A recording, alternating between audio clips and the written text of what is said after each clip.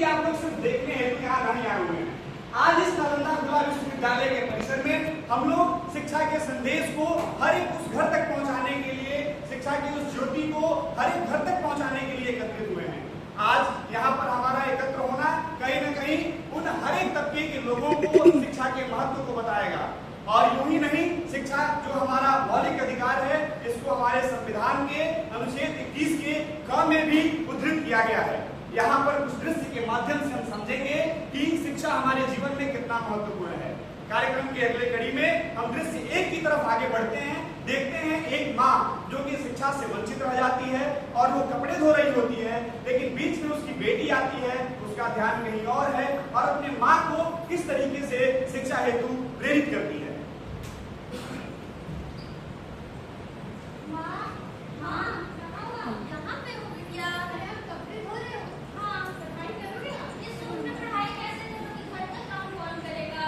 Third floor पे 306 room number.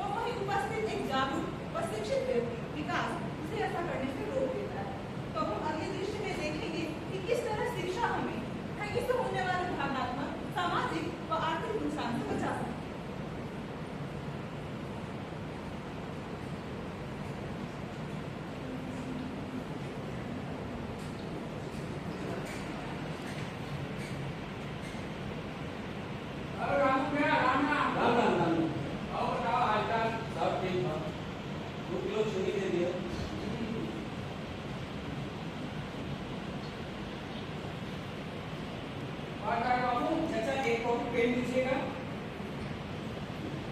और आप चुप रहा, ठीक है 2 किलो चीनी दे दो। रेट करो क्या? अरे कल तो रेट 50 रुपया रहा। अरे रामू क्या यहाँ का भाव बड़ा घट आएगा। अरे दूसरा भाव है, दूसरा भाव होगा। रुक जाइए अंकल, आप इनको पैसा मत दीजिए, ये आपको खाना है। देखिए उसमें लिखा हुआ है 1 किलो चीनी का दाम 40 रुपया, 2 किलो चीनी का दाम 80 रुपया होगा। ऐसे किसी को नहीं ठगा जाता है। अरे ठगा तो हुआ। रामू का माफ करें, माफ करें, बेटा ना कितने नहीं क्या पैसा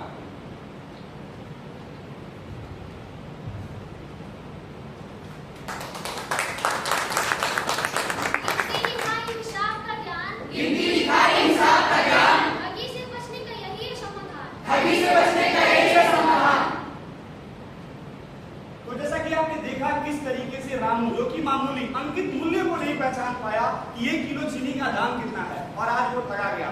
आज आए दिन कई ऐसे रामू हैं जो हमारे और आपके बीच प्रत्येक दिन इस प्रकार की ठगी के शिकार होते हैं और आज वहां विकास न होता तो वह एक बार पुनः ठगा जाता। तो आप इसे समझ सकते हैं कि शिक्षा जो कि हमारा मौलिक अधिकार है, ये हमें मुफ्त में मिलनी चाहिए और मिलता भी है, जो कि 6 से 14 वर्ष तक सभी बच्चों का अधिकार होता है। तो हम इस कार्यक्रम के अगले कड़ी में बढ़ते हैं और देखते हैं कि किस प्रकार से, जिस प्रकार से जमाना बदल रहा है, उस बदलते जमाना में हमें ऑनलाइन में भी करना, अपने आप को सुदृढ़ करना होगा। एक बहन है जो कि शिक्षा से वंचित रह जाती है और शिक्षा के महत्व को बताते हुए, सुरक्षा दृष्टिकोण को बताते हुए अपने बहन को ऑनलाइन शॉपिंग सिखाता है।